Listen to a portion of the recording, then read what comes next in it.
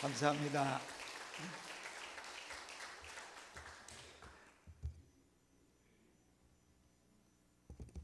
연세도 많으시니까 이제 빨리 가라는 소리 같아. 아주 너무 감사합니다. 역규성이라는 거 있죠. 우리 좋은 명절 되면은 그 부모님 계신 대로 이렇게 가는데 지금은 거꾸로 시골에서 올라오신대요. 힘들게 뭘 그렇게 내려올 거 있냐, 내가 올라가지 그러고 오신대. 꼭 역귀성한 것 같아 내가 기분이. 그래서 여러분을 이렇게 만나게 돼서 너무 감사드립니다. 벌써 한 달 된 것 같아요. 늑주째. 사실은 5번 했는데 두 번은 내가 못하겠다고 그랬는데 그냥 결국 한 번 어린이 주일은 선생님들이 더 잘하시니까 하고, 그래서 이제 이렇게 오늘 4번째 이렇게 같이 만나게 되었습니다. 우리 첫 번째는 우리가 그 신앙의 조상 아브라함에 대해서 우리가 생각을 했죠. 아브라함은 우리와 똑같은 사람입니다. 힘든 일 만나면 쓰러지고, 또 어떤 때는 그냥 원망도 하고 투정도 하고, 이게 이제 아브라함이었죠. 그러나 어려운 일 만날 때 하나님이 그에게 다가오셔서 아브라함을 강제로 회막 밖으로 끌고 가서 하늘을 올려다보게 하고, 이 하늘의 별들을 셀 수 있나 보라, 내가 너에게 복을 주어 내 후손이 이와 같으리라 하고 이제 말씀하셔서 아브라함에게 그 믿음의 놀라운 역사를 이룬 것을 우리가 첫날 봤습니다. 그러나 그 아브라함에게 믿음의 조상답게 하나님은 엄청난 시험을 그에게 던졌죠. 그 아들을 사랑하는 이삭을 내가 지시하는 곳에 가서 번제로 드려라. 그냥 죽이는 것도 아니고 칼로 잘라서 베어서 각을 떠서 그리고 나무 위에 올려놓고 불태워 바치는 게 번제 아닙니까? 참 왜 그렇게 무시무시한 무자비한, 참 하나님이 이럴 수가 있나 생각을 했지만, 그것은 실상 하나님 자신이었다는 사실, 그의 아들을 골고다 언덕으로 올려보내고 십자가의 희생의 그 고통을 당한 하나님 자신의 이야기를 지금 아브라함 통해서 우리에게 계시해 주신 것을 우리가 둘째 날 이삭을 통해서 또 보았습니다. 그 다음은 우리 어머니 주일, 어버이 주일, 정말 하나님의 위대한 사랑을 잘 나타내는 게 어머니들이죠. 그는 우리의 몸을 줬고 마음을 다 줬고 그의 모든 생명까지도 주신 분이 우리들의 어머니였습니다. 어머니를 통해서 우리는 하나님 공경을, 우리가 하나님 사랑을 깨닫고 공경을 하게 된다는 사실을 또 우리가 보았습니다. 오늘 마지막 시간, 우리가 이제는 주님을 향해서 내가 이렇게 주님을 사랑합니다 하는 고백을 할 시간이 바로 이 시간입니다. 옛날에는 예배 보러 가자 이런 말 자주 했습니다. 예배 보러 가자 그랬어요. 예배는 보러 가는 게 아니었습니다. 본다는 것은 구경꾼이 하는 것이지 예배를 드리러 가는 것이 우리들의 진정한 우리의 예배의 모습이죠.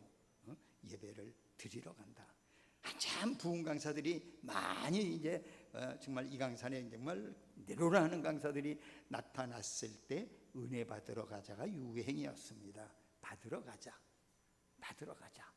그러나 예배는 받으러 가자보다는 드리는 데에 먼저 이제 우리에게 주신 귀한 진리가 있는 거죠. 우리는 구경꾼이 아니라 예배의 당사자, 우리 드리는 우리 스스로다 하는 것입니다. 아까 말씀드렸죠. 이제 우리가 하나님을 사랑할 고백의 바로 시간이다. 바로 우리 예배 드린다는 것은 목사님 설교로 끝나는 게 아니고, 기도하시는 장로님 기도로 끝나는 게 아니고, 우리 모두가 동참하는 겁니다. 기도에도 동참하고 헌금에도 동참하고 그리고 이제 찬양에도 동참하고, 그게 예배 드리는 겁니다. 구경꾼이라면 가만히 입 다물고 듣기만 하겠죠. 그러나 모두 함께 찬양을 하는 것이 우리들의 모습이죠. 여러분 그 악보드린 곡이 보면 83번이라고 아버지 사랑합니다. 아버지, 하나님 아버지죠. 예수님 사랑합니다. 성령님 사랑합니다. 이제는 이 고백을 우리가 스스로 이제 하나님 앞에 드려야 할 오늘인 것을 우리 생각하고, 사랑의 고백, 참 좋은 거죠. 사랑의 고백. 이 사랑의 고백을 우리 함께 드리도록 이렇게 하겠습니다.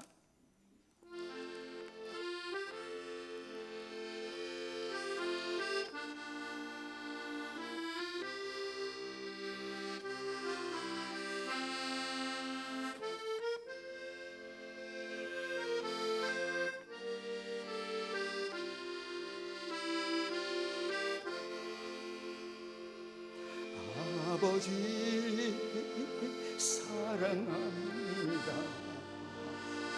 아버지 경배합니다. 아버지 채워주소서 당신의 사랑으로. 예수님 사랑합니다. 예수님 경배합니다. 예수님 채워주소서 당신의 사랑으로. 성령님 사랑합니다. 성령님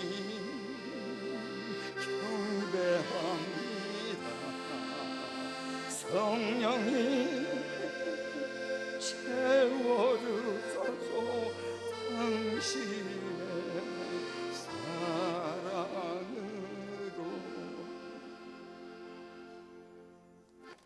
우리가 사랑할 수 있는 것, 그건 바로 주님이 우리를 사랑하신 사랑이 있기 때문에 가능하다. 여러분 그렇게 믿으시기 바랍니다. 예수님이 이 세상에 계실 때 제자들과 3년 공생애를 지냈습니다. 그러나 예수님은 무참하게 폭도들에 의해서 결국은 이제 십자가 사건으로 돌아가시게 됐죠. 그 예수님의 십자가 사건은 제자들에게 큰 충격이었습니다. 우리가 세상 거 다 버리고 어부도 버리고 직장도 버리고 다 버리고 가족도 버리고 주님을 따랐는데 3년 만에 고작 나타난 것은 주님의 십자가 사건이었다는 사실, 얼마나 충격이 컸겠어요. 뭐 말할 것도 없겠죠. 그러나 그 예수님의 부활 사건은 그들에게 더 큰 충격을 줬습니다. 그럴 수가 있을까? 어떻게 이렇게 처참하게 돌아가셨는데 살아나시다니. 뭐 충격과 더불어 감동이 컸겠죠. 그리고 주님을 이렇게 만납니다.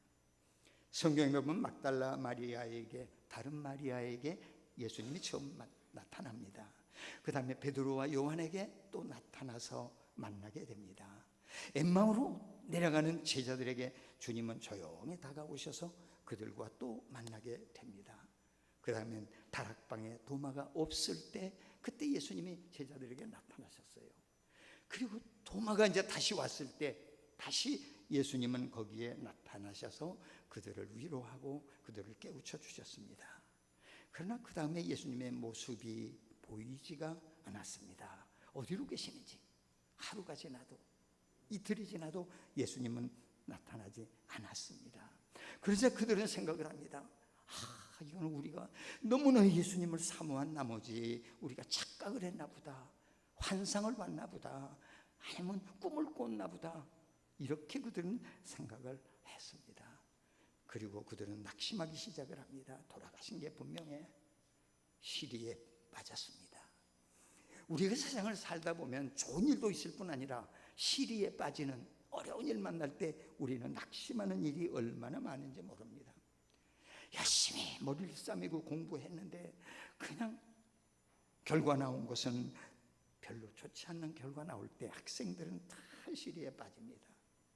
직장인 열심히 해서 내가 그래도 지금은 평사원이지만 내가 계장도 되고 내가 과장도 되고 내가 상무도 되고 올라갈 것이다 했는데 올라가기는커녕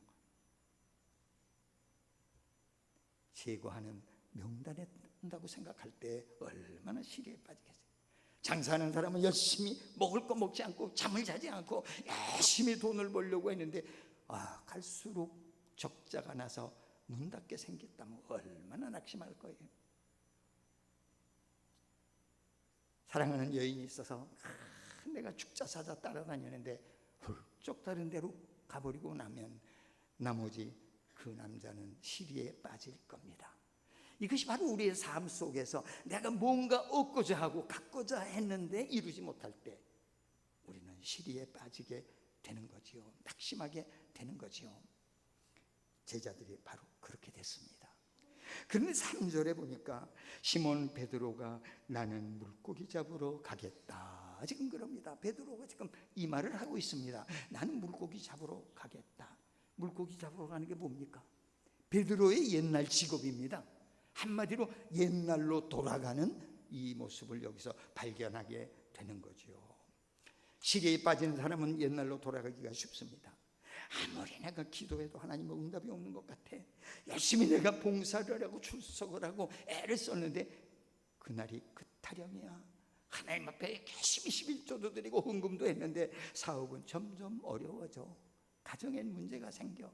이러면 우리는 그냥 낙심합니다. 그러면서 이제 졸업이나 할까 하는 생각을 해봅니다. 그게 바로 우리들의 모습이죠. 그런데 보세요, 다른 제자들이 고담도 보니까 그들이 우리도 함께 가겠다. 다른 제자들도 베드로가 나는 물고기나 잡으러 가야 되겠다 이러니까 형님 나도 가요, 나도 이제 가야 되겠어. 따라가는 이와 같은 목소리가 여기 나옵니다. 여러분, 절망의 소리, 낙심의 소리는 전염된다는 것을 우리는 기억해야 됩니다. 불평의 소리, 불만의 소리 얼마나 전염이 잘 되는지 모릅니다. 건설적인 말보다는 불평의 소리가 더 귀에 잘 들어와요. 여러분, 교회도 그래요. 목사님 안 계신데 우리 열심히 교회 나가서 기도합시다. 그것보다는 목사님 안 계시니까 조금 편안하게 좀 예배 드리지, 적당히 드리지. 이 소리가 싹싹 귀에 들어옵니다. 이게 우리들의 모습이에요. 그러니까 마귀의 속삭임이 얼마나 우리를 간지럽게 우리를 꿰우고 있는가. 베드로도 마찬가지였어요. 약속하신 성령이 오실 때까지 너희는 예루살렘을 떠나지 말고 주님은 부탁은 했는데 그들은 지금 떠나고 있는 거예요. 갈릴리로 고기 잡으러. 예루살렘부터 갈릴리까지는 거리가 꽤 됩니다. 한 300리 정도 거리가 됩니다. 지금처럼 무슨 자동차가 좋습니까? 무슨 기차를 타고 갑니까? 아니죠. 길도 없는 광야길을 걸어서 300리. 좋은 일로 간다면 그래도 낙심하지 않고 달려갈 텐데 지금 힘이 쭉 빠져가지고 가는 그 모습, 처량하고 고나요 하는 찬송처럼 그들의 모습은 처지고 있을 거예요. 쭉 처져가지고 이제 가고 있는 겁니다. 우리가 성경에 보면 그와 같은 상황에 있을 때 하나님은 언제나 가까이 조용히 다가오신다는 사실이에요.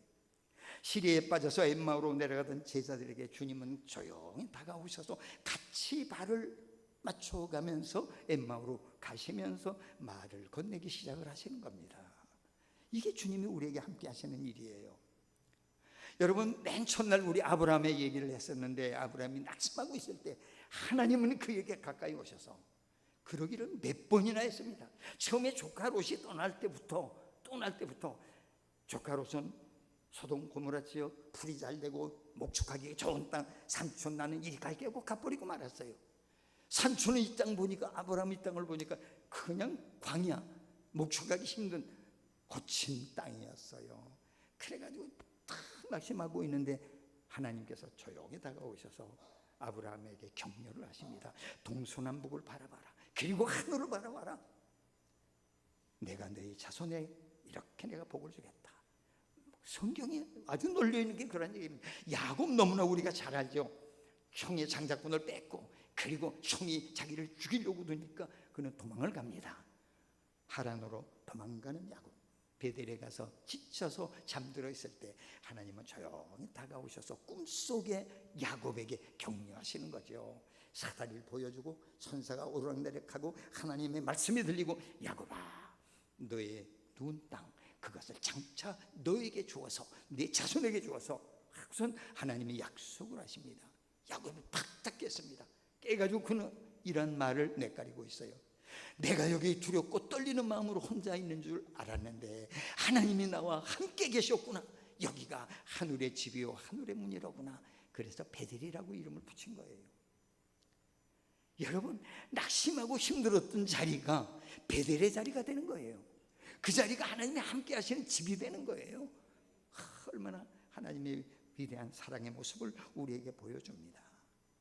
하나님께서는 성경에 보면 어디든지 내가 너와 함께 하겠다. 여호수아가 모세를 잃고 난 다음에 낙심하고 있을 때 두렵고 떨리는 그 여호수아에게 담대하라. 그리고 내가 너와 함께 하겠다. 끝날까지 함께 하겠다 하고 격려해 주신 것을 우리가 너무나 잘 압니다. 여러분을 하나님께서는 이와 같이 어려운 일 만날 때 함께 하시는 놀라운 은혜가 있음을 꼭 믿으시기 바랍니다. 이게 바로 우리들의 신앙의 눈으로 바라보는 겁니다. 자, 그 먼 길을 그들이 걸어갔습니다. 그 걷는 모습 한번 상상해 보세요. 터덜 그냥 뭐 누가 앞에 섰는지 누가 뒤에 섰는지 모르지만 터덜거리고 갔을 거예요. 지치고 갔을 거예요. 그리고 가서 이제 갈릴리에 가가지고 이제 고기를 잡습니다. 성경에는 단순히 이제 바닷가에서 이제 고기를 잡는 걸로 이렇게 나왔지만 이렇게 간단한 게 아닙니다. 여러분, 배라는 것은요, 쇠로 만든 배는 그 녹이 쓸기 때문에 바다 짠물 때문에 그리고 조가비가 들러붙기 때문에 그걸 다 떼어내야 되고 또 칠해야 되고 이런 일을 거듭해야 됩니다. 목선은 이게 물에 집어넣으면 불어 터지기 때문에 올려놔야 됩니다. 가끔 올려놓고 밑에 불도 떼고 그래요. 마르게 하느라고. 근데 너무 오래 놔두면은 이러면 또 틈이 벌어져 가지고서 물에 집어넣으면 가라앉고 맙니다. 어떻게 잘 아냐고요? 제가 대학에서 조선과를 했거든요. 배에 대해서는 조금 압니다. 그러니까 그들이 3년 만에 갔는데 쉽게 고기 잡으러 그 일이 됐겠어요? 준비하느라고 얼마나 또 애를 썼을 거예요. 그리고 가서 열심히 투망을 했는데 낚시를 했는데 못 잡은 거예요. 한 마리도 못 잡은 거예요. 쉬운 얘기로 헛구물만 던지고 있는 겁니다. 헛구물만 던지고 있는 거예요. 이성봉 목사님이 참 많은 사람들이 격려의 찬양을 많이 해주셨어요. 물을 떠난 고기가 혹시 산다 하여도 주님 떠난 심령은 사는 법이 없어요.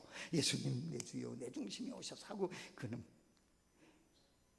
예수 없는 사업은 성공 같아 실패요. 예수 있는 생활이 만살 유익합니다.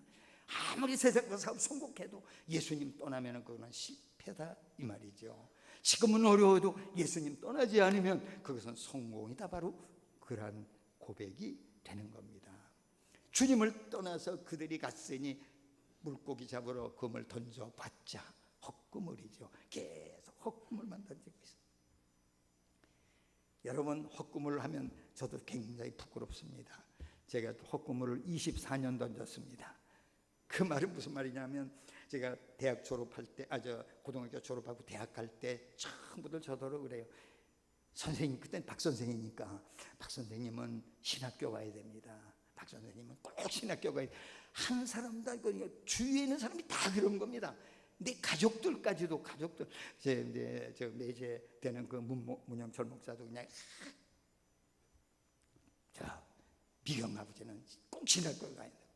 직장이 좋은데 됐는데 또 따라와서 사표 내고 오래 사표 내고 하려는 거예요. 난 가족이 많아서 매길 식구가 많아서 난 안 된다고 그랬던 것이 결국은 24년 만에 두 손 뻗쩍 들고 하나님 살려주십시오 하고 이제 하나님 앞에 매달렸죠. 빨리 돌아올수록 유익인데 그걸 모르고 있는 거야. 모르고 그 헛구물만 던지고 있는 거야. 날이 샜습니다. 이제 지쳐서 더 이상 할 수가 없어요. 근데 어렴풋이 밝아오는 아침에 그냥 육지에서 웬 하얀 입은 분이 서서 얘들아 너희에게 고기가 있느냐 하고 질문하신 거예요. 5절에 보니까 얘들아 너희에게 고기가 있느냐. 그 말은 아무리 잡아도 헛것이었지 하는 의미가 바로 들어있는 거죠. 없습니다. 그랬더니 배 오른편에 던져라. 그러면 잡을 것이다. 오른편이라고 안 던졌겠어요? 왼편이라도 안 던지고 그냥 앞이고 뒤이고 사방을 다 던졌을 텐데 근데 오른편에 던지라고 그러는 거예요.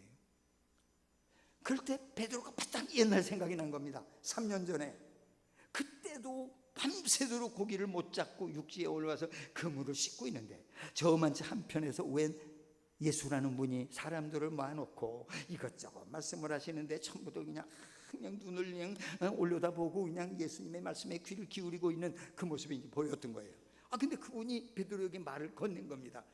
베드로야. 그땐 베드로가 아니죠. 깊은 데 가서 그물을 던져라. 깊은 데고 얕은 데고 밤새도록 했는데 뭐 안 던졌겠어요?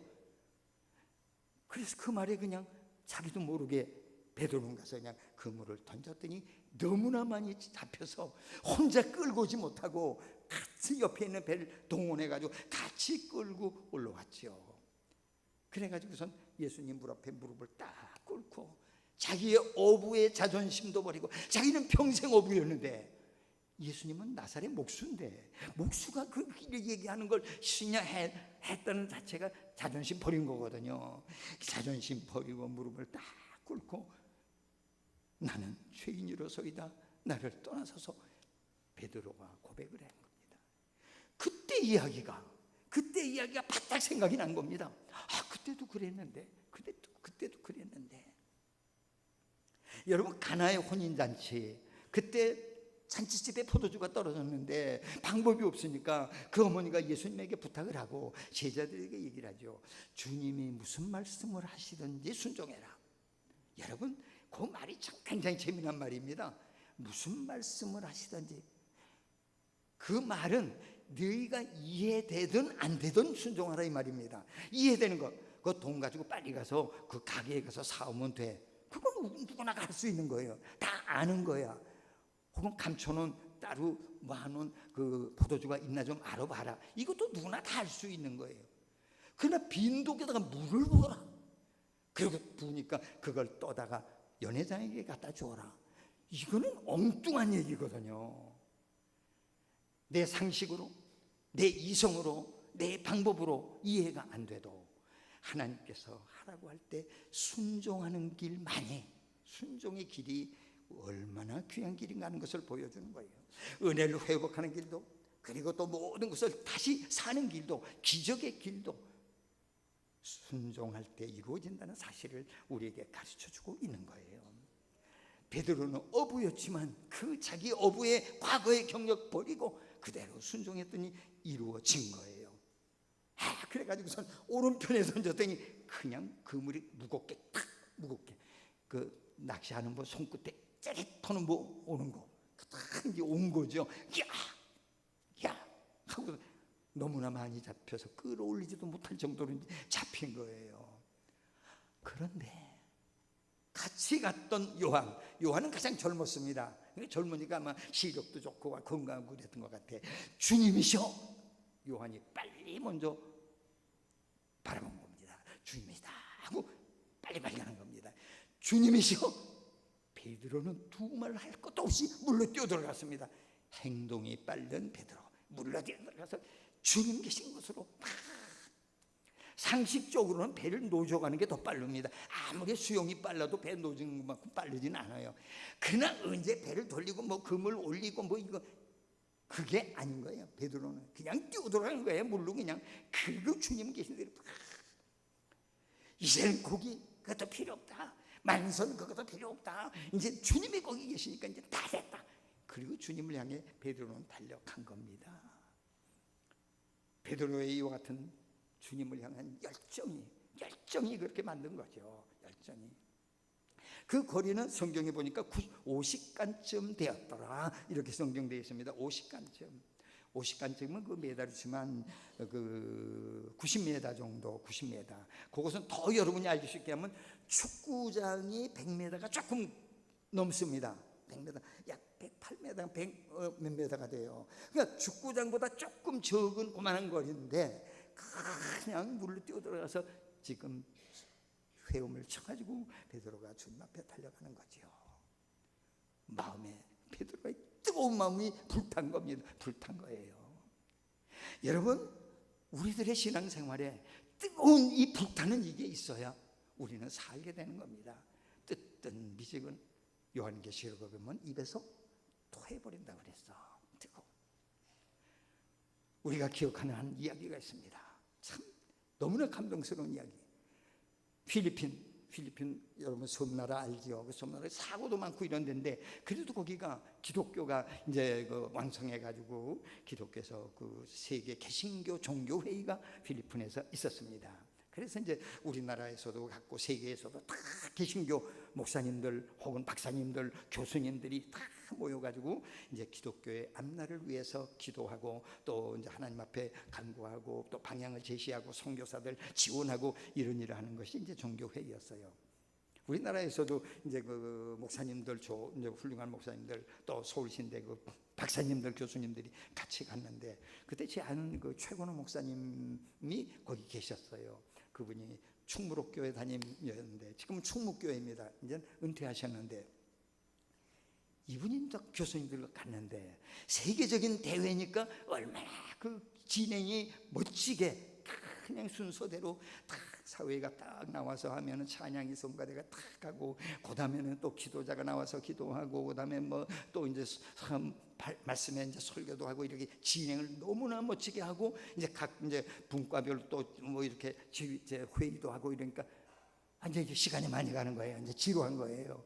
그러니까 이제 이놈 박사들이 조금 지루하기 시작을 했습니다. 다는 아니지만 목사님들은 그래도 가슴으로 봤습니다. 그 은혜에 대한 이 박사님들은 머리가 좋으니까 머리로 많이 생각을 합니다. 머리로 많이. 이게 너무나 인간적이고 너무나 인위적이고 이게 뭐야 이게 좀 은혜롭지 못하게 투덜투덜하기 시작을 합니다. 이제 이게 최고로 목사님이 이렇게 보다가 가슴으로 받으면 될 텐데 아멘하고 받으면 될 텐데 이해하고 받으면 될 텐데 왜 저럴까 이러고 있었는데 그 순서가 한 태국의 물리학자 연 박사의 간증 시간이 왔습니다. 아무개가 간증하겠습니다. 그러니까 이제 전부가 조용했습니다. 이분은 태국에서 아주 이름 있는 물리학자입니다. 핵물리학자.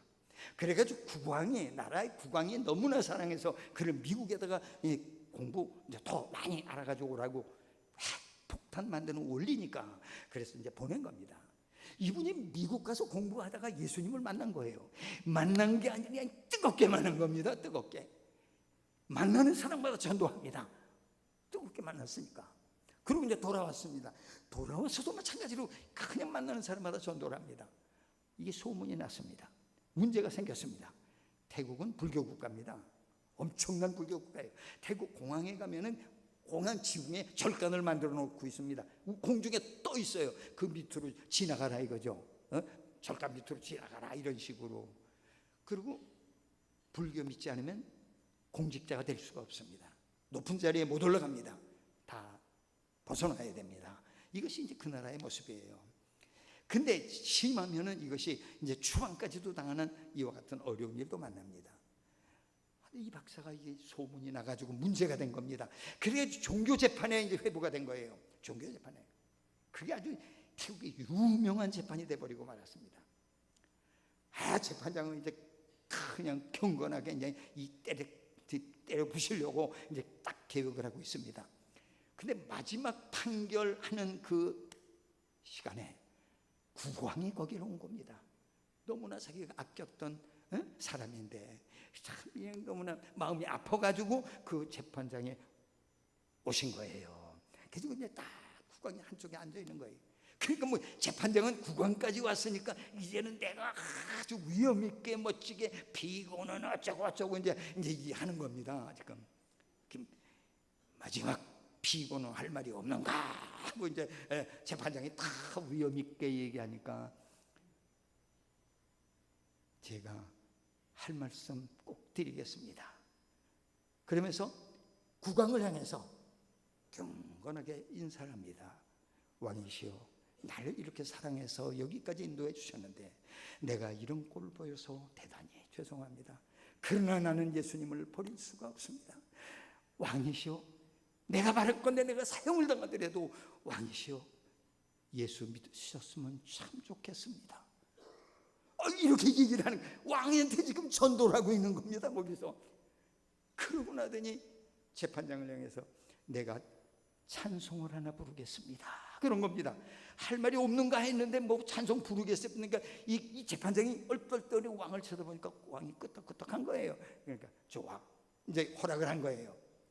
개죽은 눈을 조용히 감더니 그가 찬송을 부르기 시작합니다.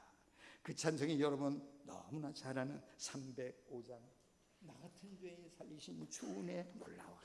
이건 뭐 아주 우리 너무나 잘 아는 찬양이죠. 나는 죄인인데 주님의 은혜로 이렇게 우리가 살고 있다는 거.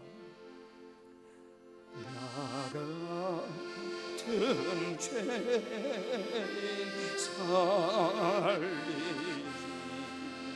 주 내 놀라워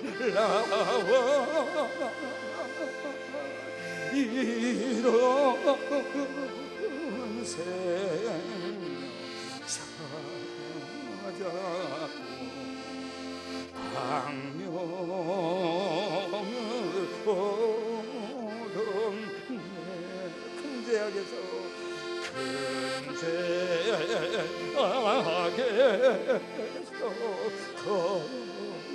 건지신 주 내 고마워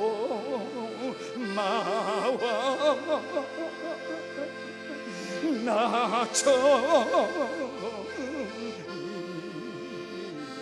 그 시간 귀하다.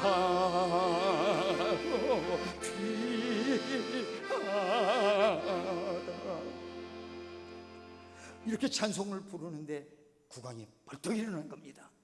그러더니 아무개야 너는 예수 믿어도 좋다. 그리고 나가버린 겁니다. 국왕이 말은 그 나라의 법입니다. 말하자면 사면해주고 용서해줬다는 사실이죠. 재판장이 그것을 구역할 수가 없는 겁니다. 그러면서 이 박사가 그 종교회에 온 모든 사람에게 나는 국왕이 예수 믿어도 좋다고 허락을 했습니다 여러분 하고 그가 그냥 거기서 눈물을 흘리면서 소리 지르는 겁니다. 그러니까 이제 거기 있었던 모든 사람들이 다 일어난 겁니다. 우리 함께 하나님 찬양합시다. 이제껏 내가 산 것도 이제껏 내가 산 것도 주님 내가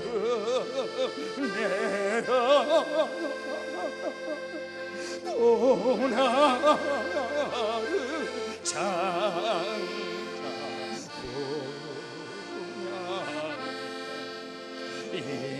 인도해 주시리.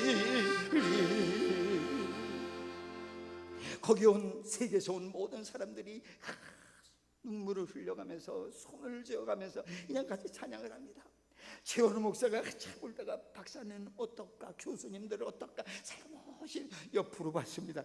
박사도 울고 교수도 울고 모두가 다 하나가 돼가지고 주님의 사랑에 너무나 감동해서 그들이 다 같이 부른 겁니다. 여러분 거기서 우리 영원 주님의 은혜로 살면서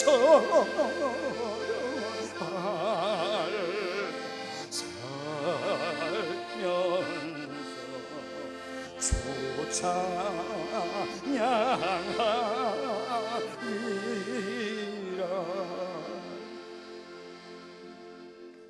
제자들이 물에서 이제 배는 작고 고기는 너무나 많아서 배에 올려놓지도 못하고 그냥 그걸 끌고 옵니다. 그리고 육지에 올라와 보니 우리 주님께서 숯불을 준비해 놓고 거기다 떡을 굽고 또 생선 너희 그 생선 좀 가져오너라. 그리고 생선을 올려다 놓고 거기서 구워 맛있는 아침을 지금 예수님이 준비해 놓고 계시는 겁니다. 물에 흠뻑 젖은 베드로 따뜻하게 숯불 옆에 앉혀놓고 그리고 그들과 함께 아름다운 조찬을 먹게 됩니다.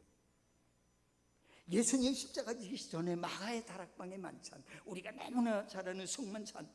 그러나 그 성만찬은 이거 끝난 다음에 예수님은 돌아가실 것을 그들이 알고 있으니까 그것은 아픔의 찬이었어요. 아픔의 성찬이었어요. 그러나 여기 갈릴리 해변가에 이 아침 부활하신 주님이 제자들과 함께 도망간 제자들 찾아오셔서 그들을 한데 모아놓고 지금 베푸는 이 조찬, 이거는 너무나 감격스러운 감동의 아침 조찬임에 틀림이 없는 거예요.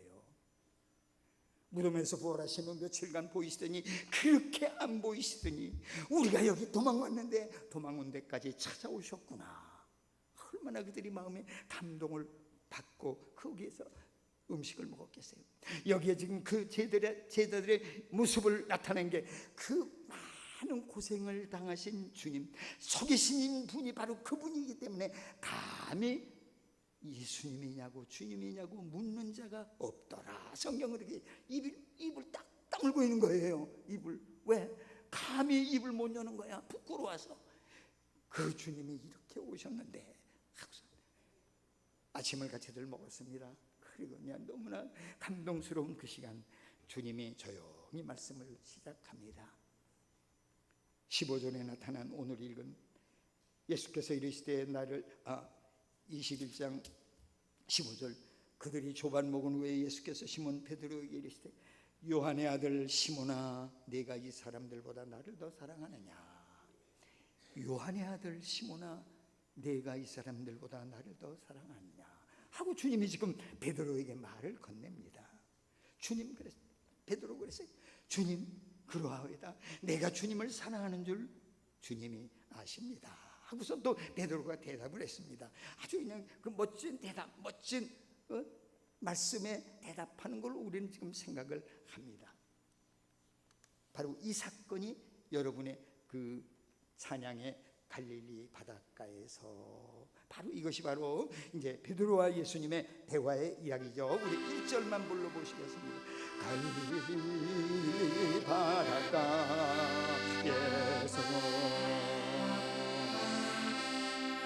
주는 시몬에게 물으셨네.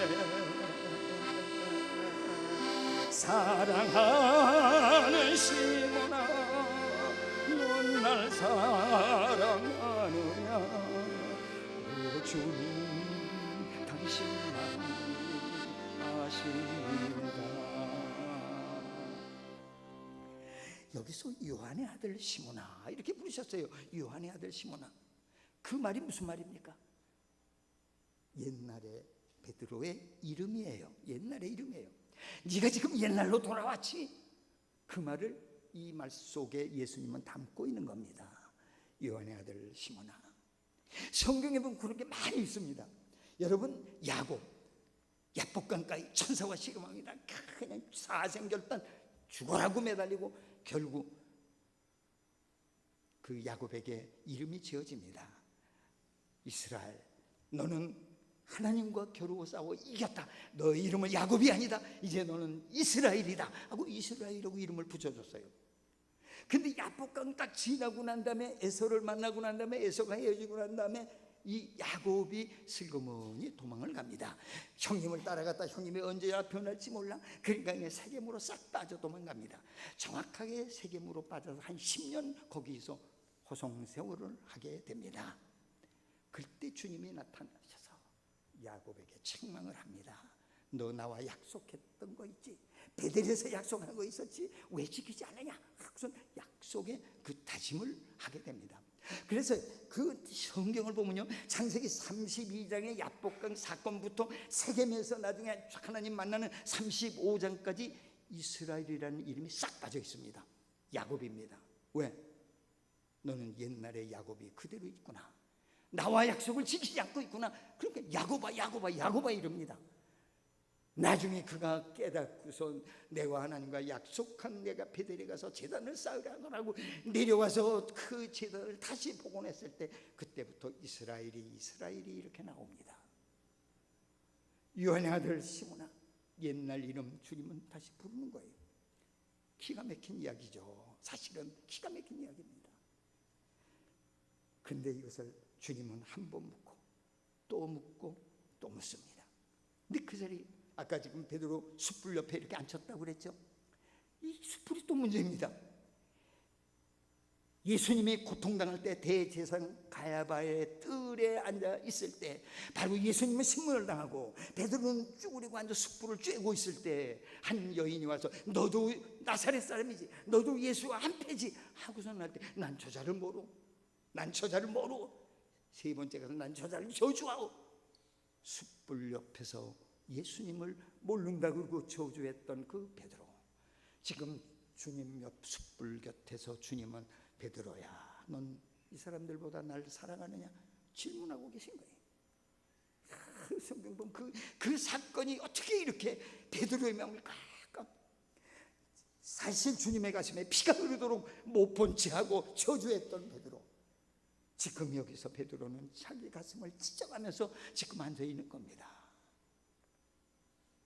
우리가 거저 넘길 수 있는 성경도 가만히 깊이 들어가 보면 하나하나가 이렇게 우리에게 큰 교훈을 주고 있는 거예요. 옛날 같으면 그러면요, 내가 주님을 정말 제일 사랑합니다, 절대 누구보다도 내가 사랑합니다 이랬을 텐데, 큰 소리를 못하고 내가 주님 사랑하는 줄 주님이 아십니다. 더군다나 주님이 3번이나 불렀어요. 3번. 근데 이 3번이 또 문제입니다. 우리는 사랑한단 말이 그 사랑한다고 그대로 다 끝납니다. 근데 헬라어의 사랑에는 여러 가지 의미가 있는 겁니다. 첫 번째는 귀한 이름 아가페 사랑입니다. 이거는 하나님의 사랑, 모든 것을 아낌없이 주는 희생하는 사랑, 그게 아가페 사랑입니다. 두 번째는 필레오의 사랑입니다. 이건 부모가 자녀를, 또 친구가 형제가 이렇게 우정을 가지고 지내는 아름다운 사랑을 필레오의 사랑이라고 합니다. 남녀의 그 육정의 관계의 사랑, 그건 에로스의 사랑이라고 얘기를 합니다. 에로 그럼 무슨 의미인지 여러분 딱 기억하시죠? 그 에로스의 사랑은 3번째 사랑입니다. 그리고 4번째는 스토르게의 사랑인데, 이거는 자연이 우리에게 주는, 자연이 우리에게 주는 이와 같은 사랑, 이것을 또 그렇게 얘기를 합니다. 예수님은 베드로에게 분명 너는 아가페스네, 아가페의 사랑으로 날 사랑하냐? 베드로가 그냥 뜨끔했습니다. 자기는 부딪지 못했거든요. 도망갔거든요. 부인했거든요. 모른다고 했거든요. 그래서 그 말을 못하고 내가 필레오의 사랑으로 주님 사랑합니다, 필로세 하고 베드로는 말을 크게도 못하고 얘기를 합니다. 그래, 내 양을 먹여라.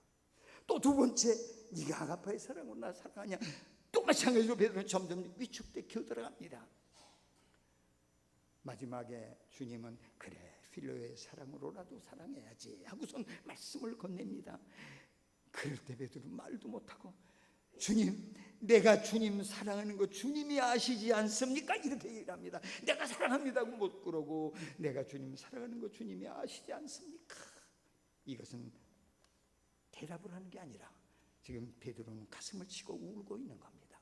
자기를 저주해가면서. 우리는 아까 부른 찬양의 사마리아 우물가에서 주님은 여인에게 물으셨네.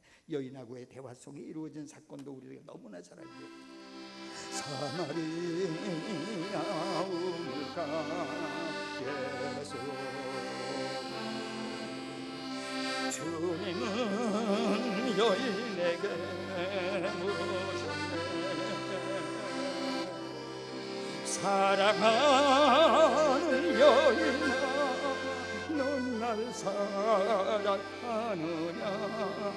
오 주님 신나니 아십니다. 얘기 하나 하고 마치겠습니다. 제가 잘 아는 목사님이 한 분 계십니다. 김영환 목사님이라고. 우리 동북교회 처음 개척하기 전에 그 대학원 다닐 때 그 서울교회 제가 학생이면서도 전도사로 있었는데 그때 그 부목사로 계신 분입니다. 이분은 경찰 출신이에요.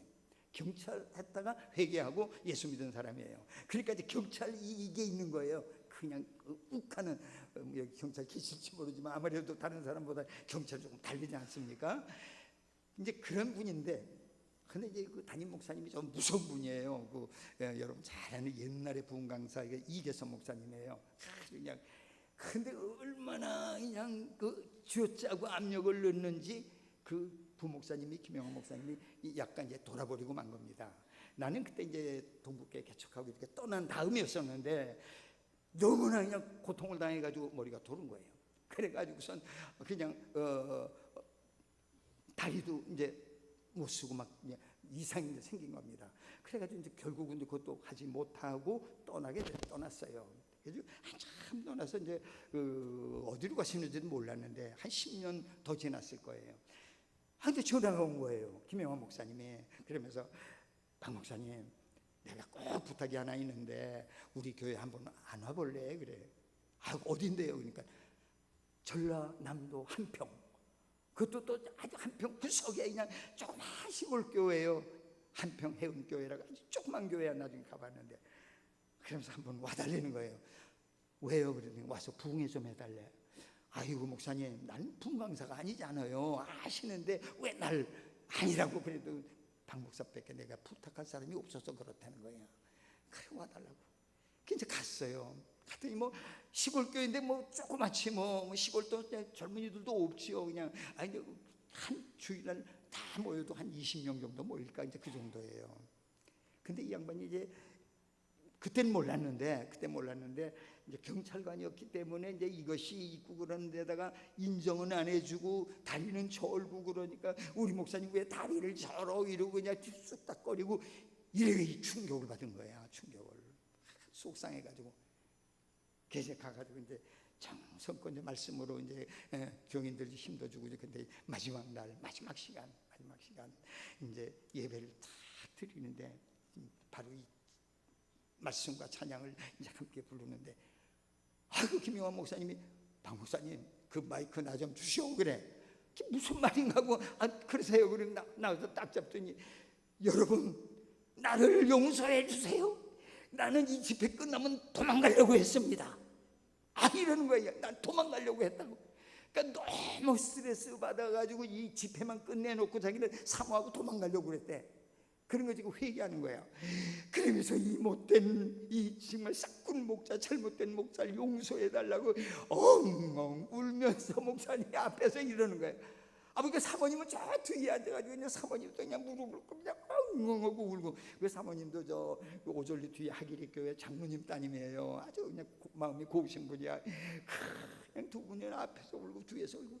그러니까 이제 남자 집사님들하고 장로님이 앞으로 나와서 목사님을 붙들고 목사님 가시면 안 됩니다. 절대로 안 됩니다. 붙들고 우리를 용서해달라고. 목사가 회개하니까 장로 집사들이 회개하대.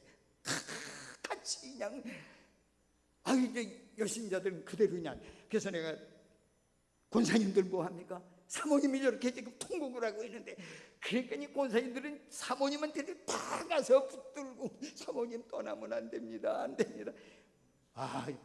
그 집회는 그 눈물로 끝났습니다. 그리고 그 목사님은 떠나지 않았습니다. 정년이 될 때까지 거기서 다 마치고 그리고 정년이 돼가지고 다시 올라오셨어요. 주님이 우리에게 부르시는 이것 2000년 전의 이야기가 아닙니다. 주님이 부르시는 이 말씀은 오늘 우리에게 주신 말씀이야. 우리 나에게 주신 말씀이야. 거기 그 동그라미 여러분들의 이름을 한번 넣고 우리 한번 이 찬양을 주님 앞에 고백을 하십니다. 갈릴리 바닷가에서 주님은 우리에게 물으셨네. 사랑하는 우리야 넌 날 사랑하느냐. 오 주님 당신만이 아십니다. 다시 한번 부릅니다. 갈릴리 바닷가에서 주님은 우리에게 물으셨네.